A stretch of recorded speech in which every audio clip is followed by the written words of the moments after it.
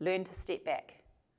Learn to step back and assess. Don't just jump in because our gut says, quick, fix them, stop them crying, whatever. Because this is the challenge, right? From a parent's perspective, and knowing where the right places are to intervene and to support, and being able to identify what those scenarios or tolerable moments of stress to create. Absolutely. So again, depending on your individual. Not that they're 7 years old and they'll be 7 minutes of stress, or like this. That's not right. But where is it and what is it for them? If they're really good at sport, then their tolerable level is going to be way higher in that space than someone who finds that really difficult, do you see? So as a parent, we need to observe and ask, do I think it's tolerable?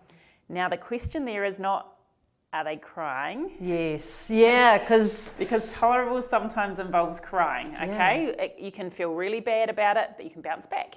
So do you think they're in control still? And do you think they still have the capacity to get back when they need to?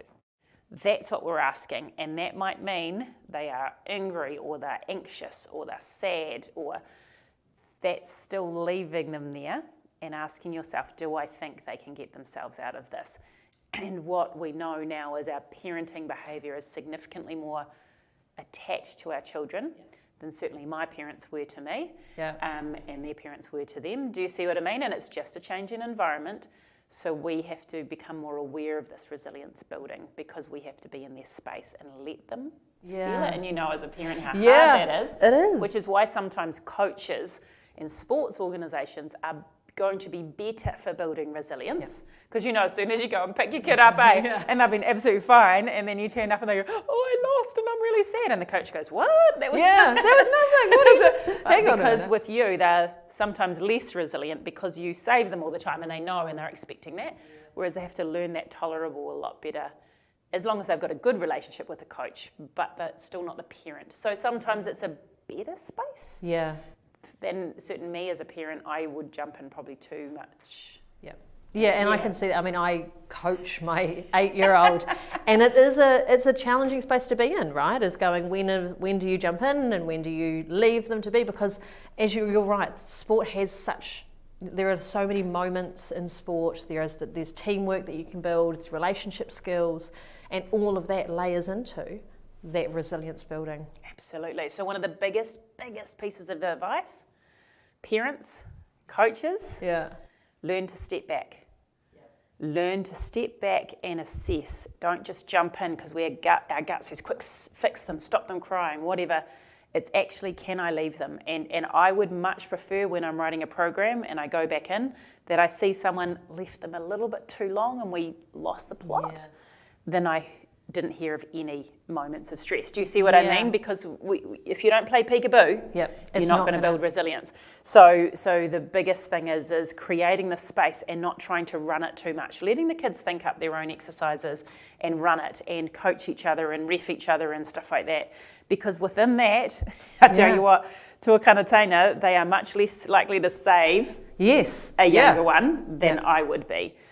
So sometimes letting them go in a space is actually going to be better for resilience than you as an adult running it. Do you see? Yeah, so there's two kind of things there, right?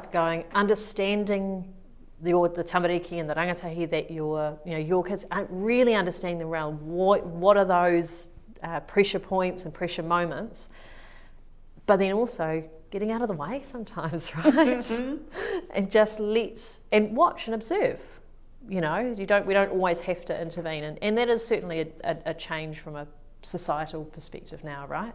100%. So one of the things parents, when you say what can parents do, certainly I would often explicitly, the first time I met the coach of my kids or whatever, I would say, by the way, if you need to discipline, if you need to do anything, this is my son, my daughter, and it's all good, because these days you almost have to explicitly say that, because often coaches are scared about what they can do, what they can't do. So certainly if you're a parent and you think, actually my kid does need a bit of resilience building, you might want to say, by the way, if you want to let them do that or push them a little bit harder, then just, you've got my permission, sort of thing. So that is a conversation you could maybe have, or coaches have with. That's the sort of thing. Because that's a really important point, is actually going, what's the relationship between all of the people in that kid's life, you know, and how do we as parents build good relationships with our kids' coaches to help them create those environments that are going to be fun and enjoyable, that make the kids want to come back, and they're able to learn a whole load of different lessons within that sporting experience.